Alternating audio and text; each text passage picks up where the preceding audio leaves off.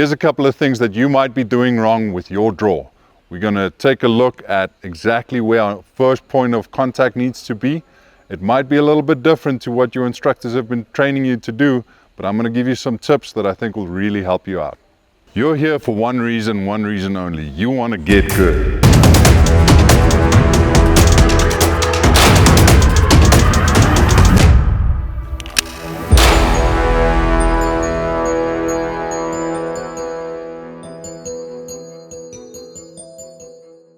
If you always struggle in getting your first sight on target, it takes a long time, and that time usually ends up being like 3 or 4 seconds before you actually get the first shot off.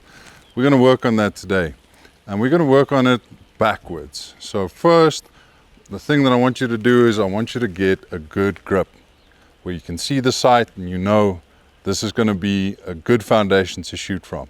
From here, I want you to take it back. Bring it back to your chest.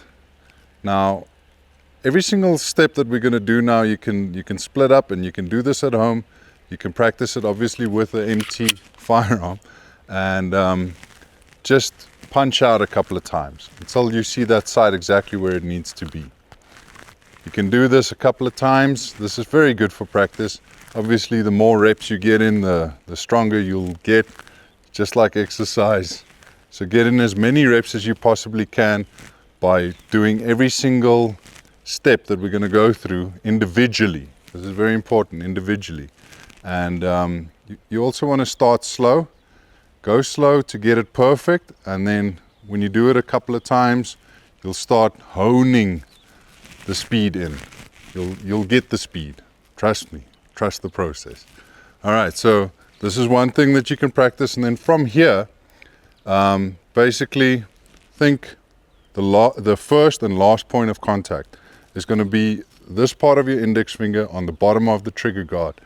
Now, that's the lucky thing about these Canics. They already have these undercuts, these double undercuts. So the one is for my finger here, and the other one is for my index finger there. So these point of contact, if I've got this right, the rest is going to fall in place. So we're always going to think about that index finger coming up on the bottom of the trigger guard. So now we can go from where the holster is to that point, finding that point, getting it right every single time. Slow, get it right, and then from here, if I only have this part of my finger on, I can ease my hand into a good grip as I punch out, or I can even get it here. But we want to practice that piece, that first point of contact and the grip, this part. Then we can go from this position. Now remember, this hand's always been on the pistol. Now, what's kind of tricky, and a lot of instructors will tell you, come down on the gun like that, bear down on the pistol. So this is actually a good tip. But you can grip it wrong. You can go up high, and how to avoid that is by using this part of the webbing between your thumb and your index finger, wedging it in there. The problem with this, however, is you might have too much thumb or too little thumb. It's kind of weird getting that exact spot on the pistol. Now again, if we have this bottom part of our trigger middle finger in the right position of the trigger guard, then we will have that perfect grip from the start. So we don't need to do any adjusting as we punch out. So we want to focus on having the right grip, and then from there going into the holster. This is where our hand must be as quickly as possible on the pistol. Now, I'll also show you how to do this from a concealment holster, but the same rules apply. If this part of your middle finger is on the bottom of the trigger guard, you're most likely going to get a right grip. So you'll see a lot of sport shooters, they'll sort of get themselves ready. They'll have their hand on their pistol, and then at the last moment, they'll just drop their hand down like this, right before they say, "Shooter, are you ready?" So then the only thing that they need to do is bring their hand up. Then that part of the middle finger is right there by the trigger guard. So all you need to do is get that position. So if you get that position, your grip's most likely going to be right. Get that position. So this is another thing that you can practice just by coming up like that. Eventually, and I wouldn't recommend this, eventually you can do the scoop draw where you just sort of yank it out of the holster, but I wouldn't recommend doing that with the optic. You might drop the gun. And again, do this with a safe firearm.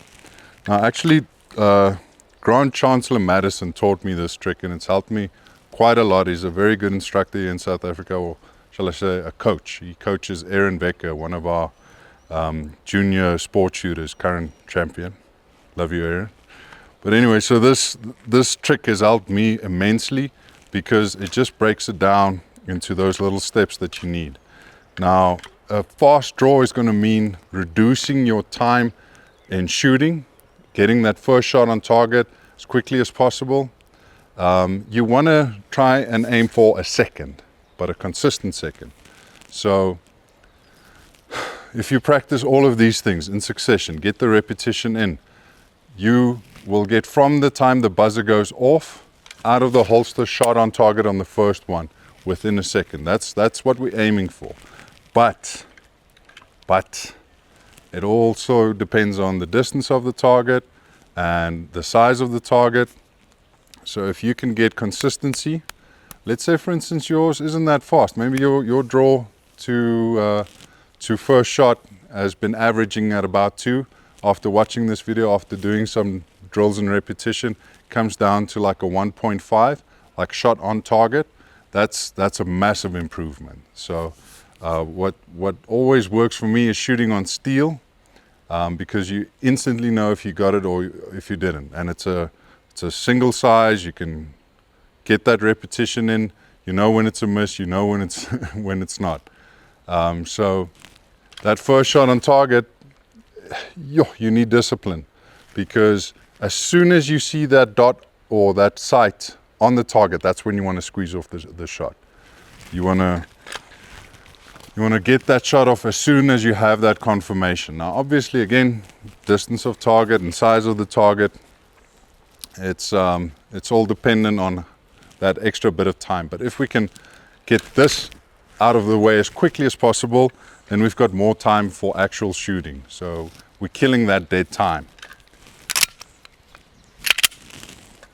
So we're going to go for first point of contact on the pistol.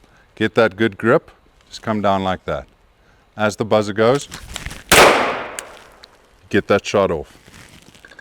Now, I know that wasn't a hit, but it's close enough. I'm not shooting at steel, but I'm happy with that. That one's dead center. Let's take a look at that one. So when you're going this fast, you might be pulling the trigger, yanking it a bit. Again, this is like all the fundamentals, but super fast. So I urge you, go fast. Obviously, be very safe, but then when you start getting it right, you'll start hitting your mark. So let's go over to concealment holsters and see what the difference is. So drawing from concealment is very similar. You can do it by just getting that point of contact on the middle of your middle finger underneath the trigger guard. I don't know if you noticed in the previous one, there's some slow-mo there where you can see my support hand waiting for the pistol to come up. So it reduces the time. Instead of it waiting here and then coming up all the way, it's going to be waiting here. So I'm going to be lifting my shirt up. There's a lot of different ways of doing that, depending on what shirt you're wearing. If you're a button shirt guy or a t-shirt guy or whatever, even if you've got some jackets or things on, you just need to clear that out of the way as much as possible. Then get the pistol out, back on target.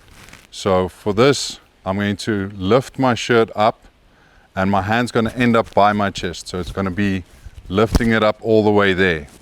So the first thing I'm going to try and do is get that part of my finger underneath the trigger guard while I'm doing this, while I'm lifting my shirt up. So that's the first part. Now you can practice this a bunch of times.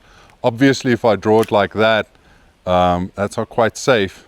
I need to get this webbing of my hand around the beaver tail as high up as possible.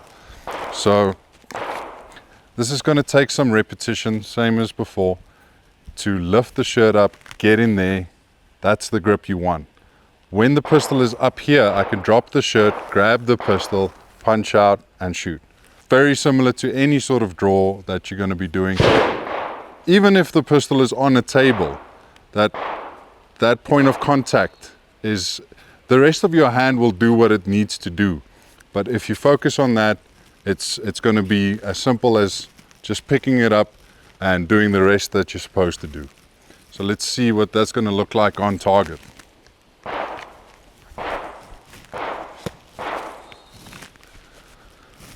All right. Yeah, this one you want to make sure you've got a proper holster, especially if you're drawing from appendix, or even if you're drawing from side of back. You know, the pistol is quite close to important pieces of your body. So make sure that you've got some reps in before you go live with this. So things like that, shirt coming out of the way. Usually we'll just carry on, deal with it, but things like that can happen, especially if you have like a hammer on your pistol. That's why I really like hammerless pistols. In this case, my thumb grabbed my shirt up. And you don't get extra points if you holster fast. So holster nice and slow, see what's happening down there. There we go. That's what it looks like. Let's do that one more time.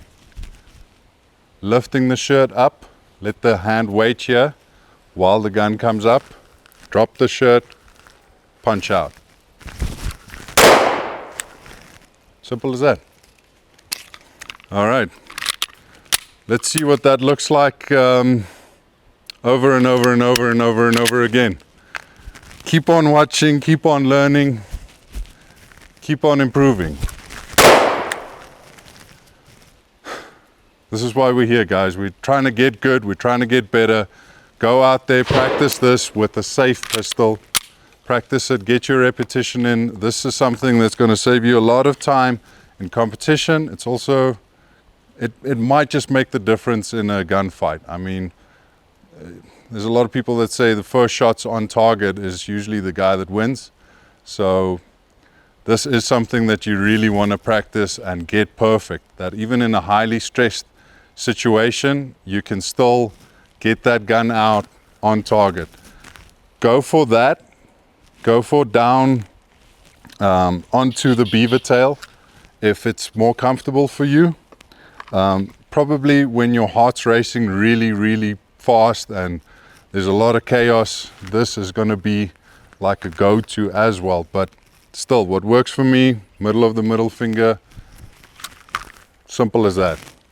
All right, I'll see you on the next one.